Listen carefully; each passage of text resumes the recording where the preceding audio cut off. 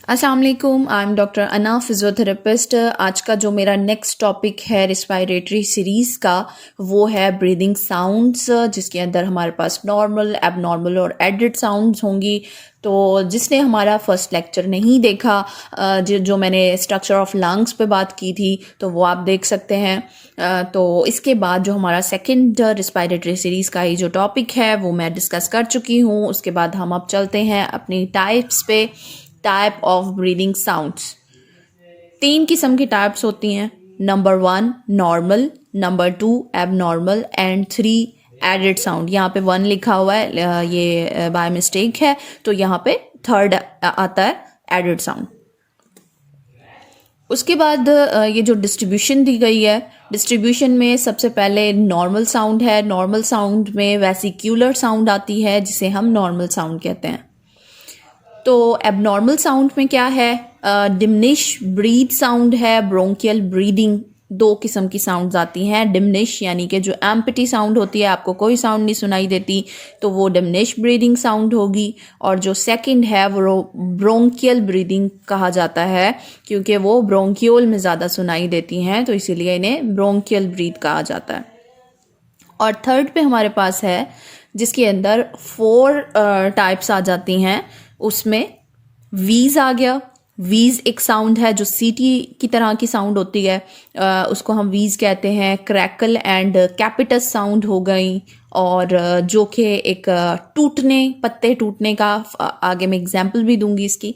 और उसके बाद जो थर्ड आती है हमारे पास, वो है प्लूरल रब, और उसके बाद है स्ट्राइडल साउंड। सबसे पहले हम डिस्कस करने जा रहे हैं वेसिक्यूलर ब्रीदिंग साउंड को। इसकी कुछ कैटेगरीज हैं कि क्या क्या इसमें चीज़ें हम लोगों को मिलती हैं। तो number 1 normal sound, most of the lung sounds. ठीक है, ये एक नॉर्मल साउंड है, और उसके अलावा जो है लंग की जो साउंड है वो बहुत ज़्यादा सॉफ्ट हमें फील होती है, क्योंकि ये नॉर्मल है। उसके बाद लो पिच होती है। पिच या हाई हो सकती है या लो हो सकती है। तो ज़्यादातर जो वेसिक्यूलर ब्रीदिंग साउंड में हमें लो पिच मिलती है, क्योंकि वो सॉफ्ट साउंड होती है। और उसके बाद थर्ड में हमारे पास है इंस्पायरेशन लॉन्गर देन एक्सपायरेशन। इसका क्या मतलब है कि इंस्पायरेशन जो हम करते हैं, ब्रीदिंग हम जो इनहेल कर रहे हैं एयर को, वो उसका जो टाइम ड्यूरेशन है वो ज़्यादा है एक्सपायरेशन से। क्योंकि एक्सपायरेशन का आप कहीं भी पढ़ते हैं, देखते हैं, तो उसमें आप खुद भी फील करके देखें, जब हम इंस्पायर करते हैं एयर को तो फोर्सफुली करते हैं, एक्टिवली करते हैं, हम खुद से कर रहे हैं।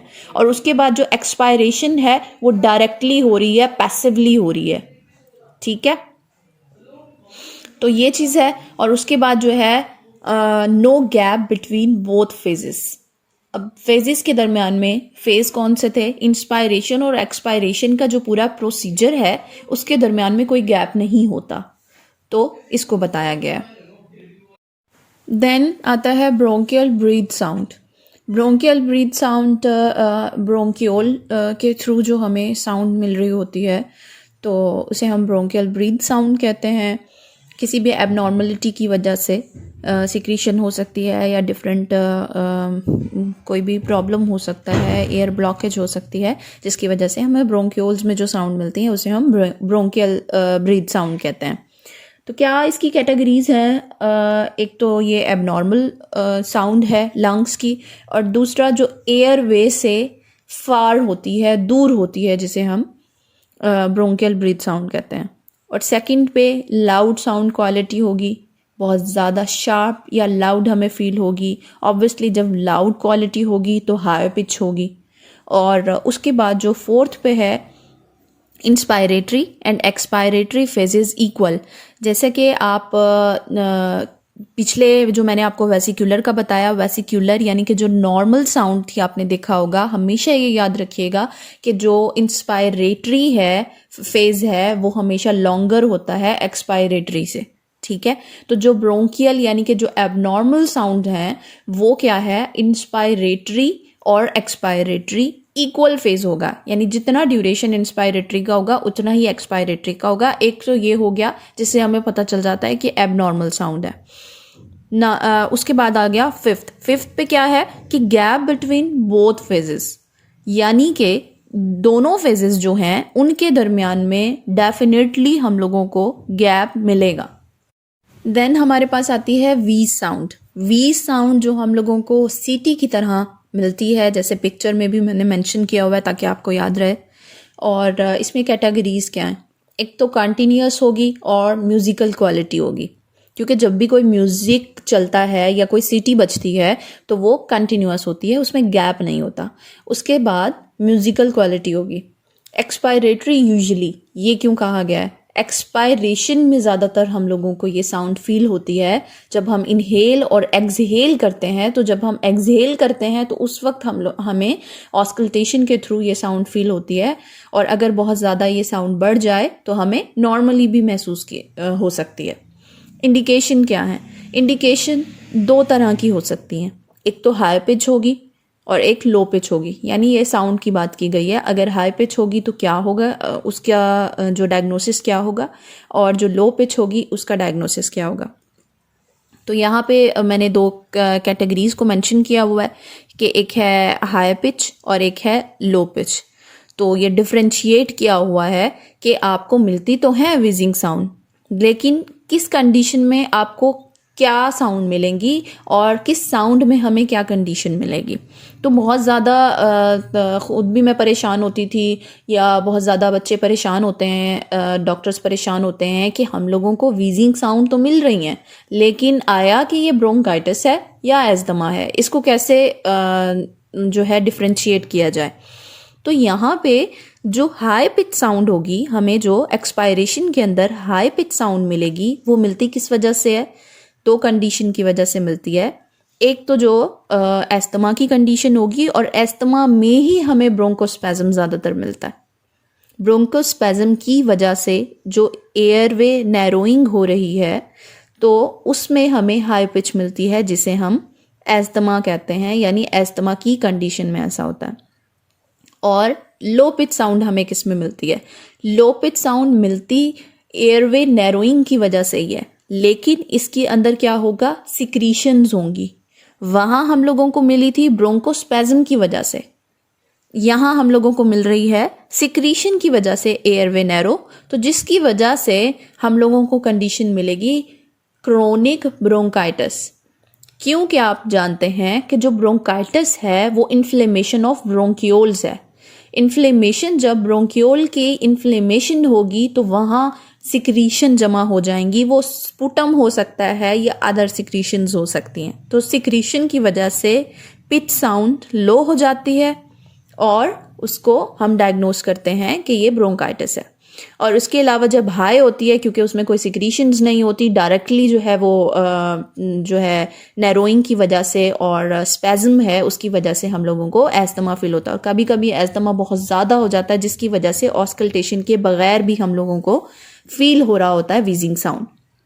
देन हमारे पास आता है क्रैकल्स एंड क्रैपिटेशंस। तो जितने भी ये कैरेक्टरिस्टिक्स दिए हुए हैं उसमें सबसे पहले है interrupted and non musical quality. तो इंटरप्टेड या कोई भी कंटिन्यूअस चीज़ चल रही है उसमें अगर रुकावट आ जाना, ब्रेक आ जाना, तो वो हम लोगों को एक ऐसी साउंड फील होगी।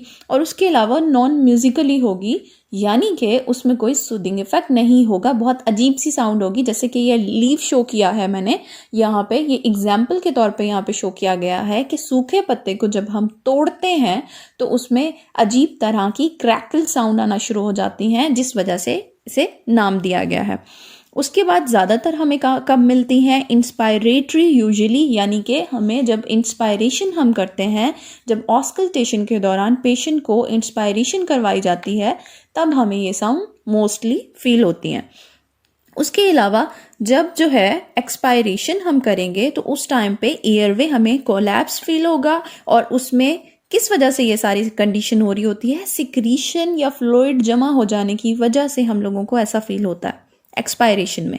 और इंस्पायरेशन में क्या होगा कि जब एयर डायरेक्टली जो है ओपन करेगा कोलैप्स लंग को, ठीक है। और उसके बाद जो है जो स्मॉलर एयरवे होंगी उसमें जब एकदम से हवा जाती है तो उस वक्त वो एक साउंड प्रोड्यूस करती है। जैसे कि आपने देखा होगा कि प्रेशर के साथ जब हम किसी भी बॉटल में या किसी भी ऐसी चीज़ में जो बंद हो, एकदम से जब हम उसको प्रेशर के साथ हवा उसमें भरते हैं तो एकदम से वो साउंड क्रिएट करती है। तो इसी तरीके से साउंड क्रिएट करेगी जिसे हम क्रैकल साउंड कहते हैं। देन हमारे पास आता है प्लूरल फ्रिक्शन रब, जो हमारे लंग्स के अंदर हमारे 2 किस्म के प्लूरा होते हैं जो कि जिनको कहा जाता है लेयर।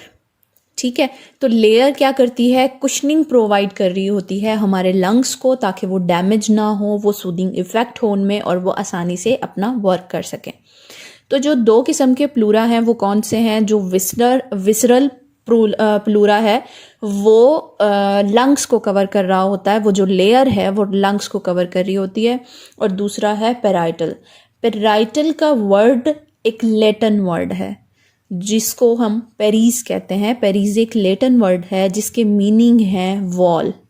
ठीक है, तो इसी से आप नाम से ही पता लगा सकते हैं कि इसका क्या फंक्शन है। अब वॉल है तो थोरेसिक वॉल के ऊपर जो प्लूरा है उसे हम कहते हैं पेराइटल प्लूरा। अब जो ये फ्रिक्शन रब का जो मतलब है वो क्या है, आप इससे भी अंदाज़ा लगा सकते हैं कि फ्रिक्शन हो रही है यानी कि रगड़ है, रब हो रहा है एक प्लूरा दूसरे से।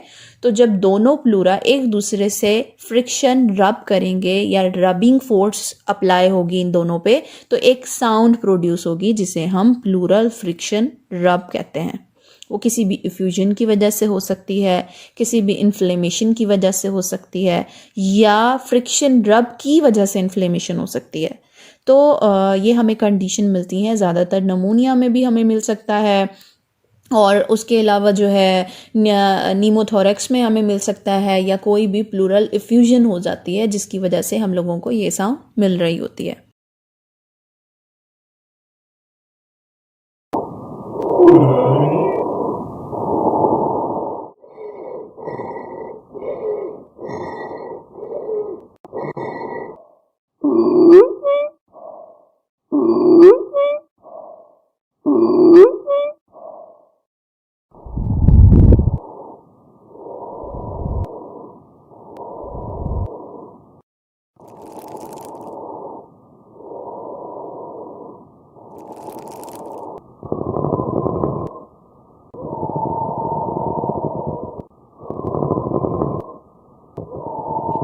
तो ये था आज का हमारा टॉपिक। आई होप कि आपको अच्छा लगा होगा, आपने इसे कुछ सीखा होगा। मुझे कमेंट बॉक्स में भी बताइएगा और इंशाल्लाह मैं नेक्स्ट हाजिर होती हूँ ऑस्कल्टेशन पे टॉपिक लेके। तो उसके लिए मेरे साथ रहना पड़ेगा, तो उसके लिए मेरे चैनल को सब्सक्राइब करें, लाइक करें, शेयर करें और इंशाल्लाह मैं नेक्स्ट टॉपिक के साथ बहुत जल्दी हाजिर होंगी। तब तक के लिए अल्लाह हाफिज़।